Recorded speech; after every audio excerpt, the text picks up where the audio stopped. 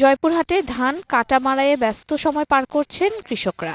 তবে দিনাজপুর, রংপুর, নীলফামারী, গাইবান্ধা সহ উত্তরের বিভিন্ন জেলা থেকে বহিরাগত শ্রমিক না আসায় শ্রমিক সংকট আরও প্রকট আকার ধারণ করেছে। আবার স্থানীয় শ্রমিক পাওয়া গেলেও মজুরি অনেক বেশি।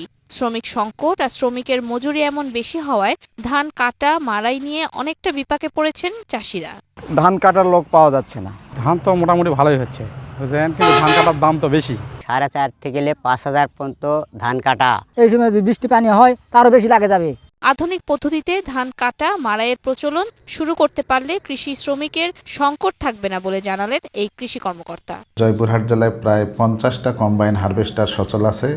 এই কম্বাইন হারভেস্টারগুলো দিয়েও ধান কর্তন হবে। তো ধান কর্তন পুরোদমে শুরু হলে আমাদের শ্রমিকের তেমন সংকট হবে না। যান্ত্রিকভাবে আমরা ধান কর্তন করব। চলতি মৌসুমে জেলায় বোরো চাষ হয়েছে ৬৯,৬৮৫ হেক্টর জমিতে, আর উৎপাদনের লক্ষ্য ধরা হয়েছে প্রায় 4,50,000 মেট্রিক টন ধান। শাজরিয়া লাইজা, বৈশাখী সংবাদ।